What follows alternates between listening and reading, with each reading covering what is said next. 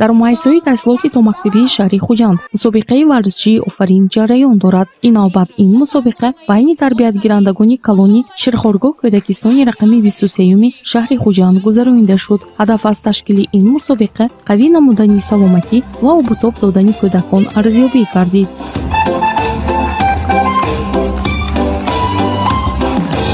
дастаҳои ҳушёрак ва донояк ки аз 10 нафари иштирокчӣ иборат буданд, аз рӯи 6 шарт байни ҳам қувваозмоӣ карданд. Лозим ба ёдоварист ки ин мусобиқа тибқи нақша чорабинии шӯъбаи маърифи шаҳри Хуҷанд барои дар амал татбиқ намудани барномаи давлатии рушди таҳсилоти томактабӣ дар ҷумҳурии Тоҷикистон ва барномаи миллии ташаккули тарзи ҳаёти солим дар ҳамаи кӯдакистонҳои шаҳри Хуҷанд баргузор гардида истодааст.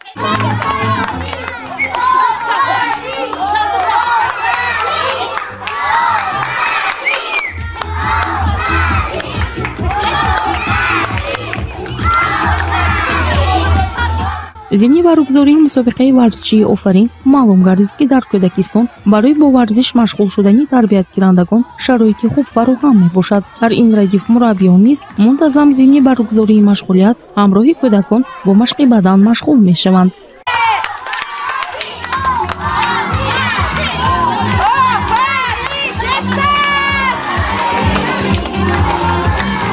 имрӯза мусобиқаи варзишӣ таҳти роҳбарии мураббияҳо Зебо Нурова ва Мубина Бобоҷонова доир гардида он аз рӯи 6 шарт гузаронида шуд ки кӯдакон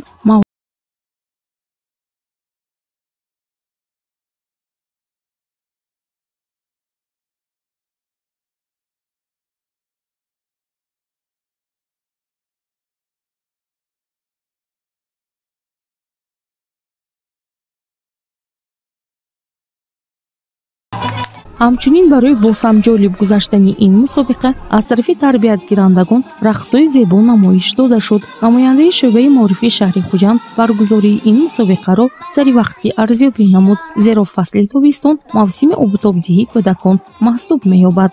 мо имрӯз шоҳиди он гаштем ки дар муассисаи таълимии томактабии рақами 23 байни дастаи донояк ва дастаи ҳушёрак мусобиқаи варзишии офарин гузаронида шуд.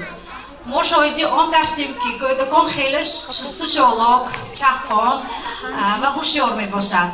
имрӯз дӯстӣ ғалаба кард ва ташкилкунандагони ин озмун миннатдории худро баён мекунем ва ҳамаи шумо муваффақият ба кӯдакон саломатӣ хоҳонем.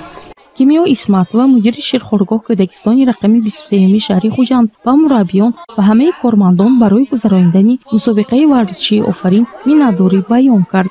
аз номи шӯъбаи маориф ва маъмурияти Кӯдакистон барои хотира ба ҳамаи шумоён тӯҳфаҳо омода карда шудааст ва ҳоло мушовирони шӯъбаи маориф он тӯҳфаҳоро ба шумоён месупоранд. ба ҳамаи ташкилкунандагон, мураббиён барои гузарондани чунин озмун миннатдории маъмуриятро мерасонам. дар охири мусобиқаи варзишии офарин иштирокчиён бо сипоснома, медал ва тӯҳфаҳои хотиравӣ сарфароз гардиданд. лозим ба ёдоварист ки дар муассисаи таҳсилоти томактабии рақами 23-юми шаҳри Хуҷанд зиёда аз 200 нафар тарбиятгиранда ба таълиму тарбия фаро гирифта шудаанд. роҳбарият ва мураббиёни ин Кӯдакистон дар баробари баргузории мусобиқаҳои варзишӣ ҳамчунин машғулиятҳои намунавиро низ бо забонҳои русиву англисӣ мунтазам доир менамоянд, то кӯдакон хуб таълим гирифта бо омодагии ҳамаҷониба ба мактаб раванд. Муниса Атаева, Абдусаттор Баротов, Азия.